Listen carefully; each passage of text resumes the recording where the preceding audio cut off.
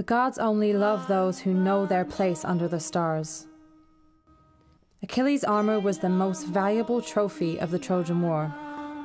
Ajax thought he deserved it because he was the bravest warrior, but the Greeks won thanks to Odysseus' intelligence. Thus he got the prize in his place. Ajax's final error was to try to kill his allies. I had to repress him for such an excess. So I drove him to kill their sheep and goats instead. He thought he was killing the Atroid generals, but I, Athena, the green-eyed goddess, was making him hallucinate. And why all this? Because we, the gods, will always put the mortals who fall in excess in the place they deserve. My honor is destroyed. Forever lost. My father returned from Troy, a hero. He was decorated for his courage. He brought fame upon his house. And here is his son, on the same battleground, no less a soldier than he, just as strong as he, disgraced. Had Achilles awarded his arms in person, he would have chosen the strongest, the bravest. I'd not been cheated. But Odysseus, he plots with his generals. Like thieves, they stole my just reward. And Zeus's daughter, hard, glaring Athena. She took me by the hand and led me stumbling into sickness. I was blinded and deceived by that spiteful goddess. And in my rage, in my thirst for vengeance, severing spines and splitting skulls,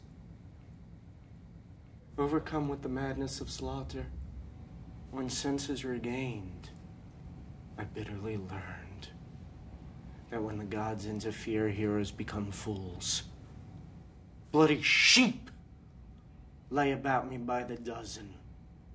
And now the generals mock me. The men, they whisper. So tell me, how do I face my father, the king? Growing old is ugly for a man who has nothing to live for. What pleasure is there in a life that just drifts unto death? A noble man must either live in honor or die honorably. The world deems it so, and that is all. Ajax, there's nothing you can do. There's never anything anyone can do. I was born free. My father was a powerful king. My house full of servants. Now you own me and make all my decisions. You took me, and I accepted you. But please, Ajax, for our home's sake and the bed we share, don't leave me to your enemies. Because on the very same day you die, I know I'll be dragged away by the Greeks along with your son into slavery. I can hear what they'll say. Look at her. Ajax woman. He was the strongest man in the army once. What an enviable life she led. And see how wretched her fortune is now. She works for the competition! And your family will be shamed too. You'll disgrace your father, aging alone back home.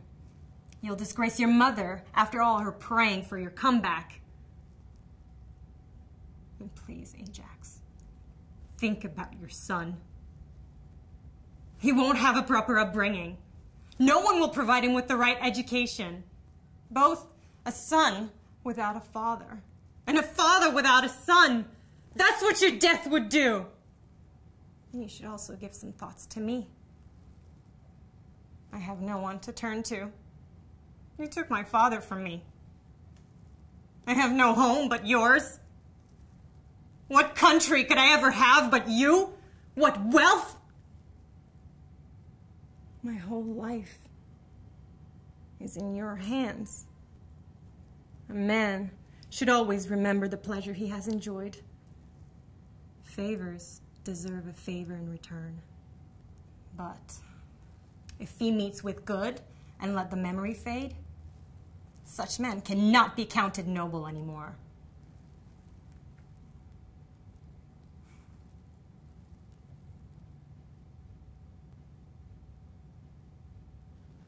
This is going to be impossible. I know. I warned you right from the start when you first told me you were going to do this adaptation.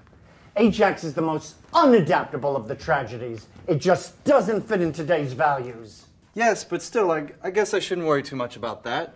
I mean, I can always stick to the original and leave it in the ancient times. Or even better, I could set it in an age that nobody can recognize. My opening night is 2 weeks away, and I haven't slept for 3 days, and I don't know what to do. I mean, I have the actors, and I have some visual ideas, but I have no setting, no circumstance, no concept. That's why I'm thinking of keeping it in some unrecognizable time. The specific greatness about Greek tragedies is that they represent archetypes. They resist the passage of centuries because they depict the deepest aspects of the human soul. I agree with that. But even so, what's the point of repeating the same exact thing? You have to give this production of Ajax a contemporary dimension. Something genuinely extraordinary and new. Something so exciting. An artist has to redeem himself and the rest of humanity in each of his works. There are already enough superfluous things in the world. Why add more confusion to the confusion? When nothing really exceptional can be conceived, it's just better not to create. But I guess that's what I want to do here. I want to do something exceptional with Ajax. I just need some ideas, some theory, or some advice on how to pull this thing off. You're a freaking professor of drama and literature at Columbia University. You've written books about tragedy. I'm sure you can give me some advice on how to pull this off. Or some theory. Nothing's more practical than some good theory. What do you mean? I'm not going to save your play just like that. If you think it's so easy, just put Ajax as some American vet returning from Afghanistan or Iraq. Yes, I know, I can do that. Listen, you have to do an adaptation that is meaningful to our times. Not just take the structure of an old play and put it in the same circumstances as in the present. An American vet from Afghanistan? That's so simple-minded. Let's go to the core. What is tragedy? Tragedy is... Let me tell you something. Tragedy is all about moral conflicts with no solution. It's about living in a world where some higher power can be blamed for the incomprehensible pain that human beings are condemned to endure each and every day. Okay, so what's the formal feature that makes tragedy unique? It's all about tempo, timing. Tragedy is all about tempo. It's a problem that must be solved within a limited amount of time. And that's why each decision is so dramatic. If you pour too much time on tragedy, you could even end up in a comedy. So you think tragedy is all about time? It's about unsolvable problems. In the end, it just boils down to paradox. So what's your advice? Everything you say sounds good, but now I'm even more confused. Unless you give me some really good frickin' advice, this opening night is going to be a disaster. So tell me, what do you think could lead a man like Ajax to commit suicide today? I don't know. Okay. This isn't helping. Thank you, Robert. See you tomorrow.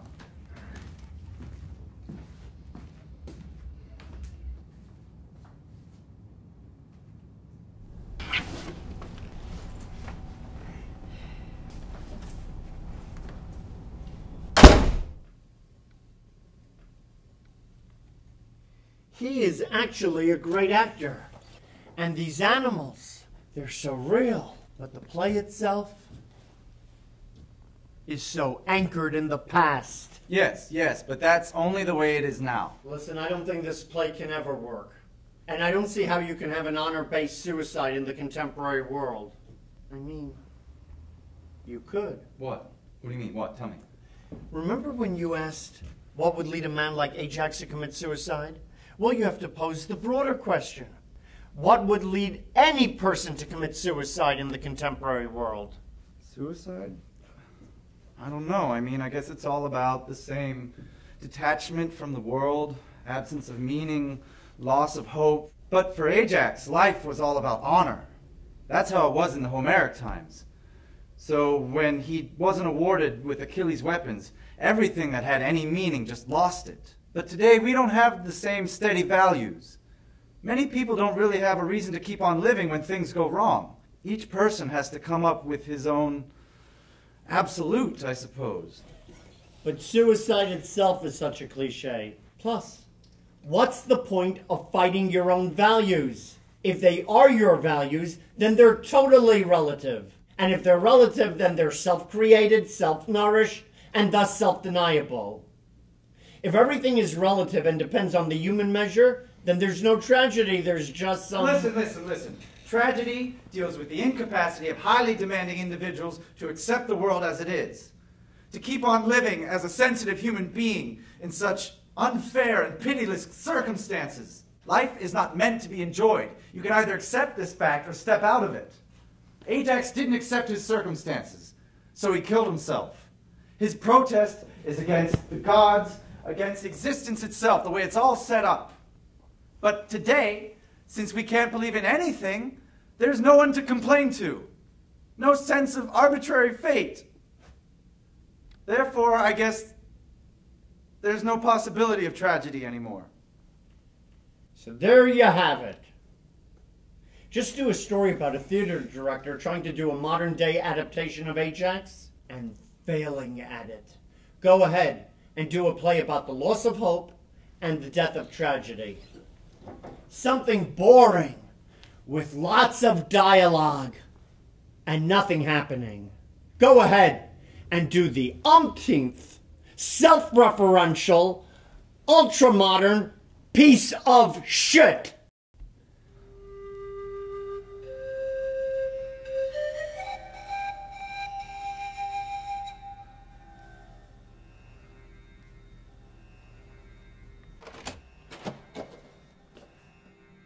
You shouldn't take life so seriously.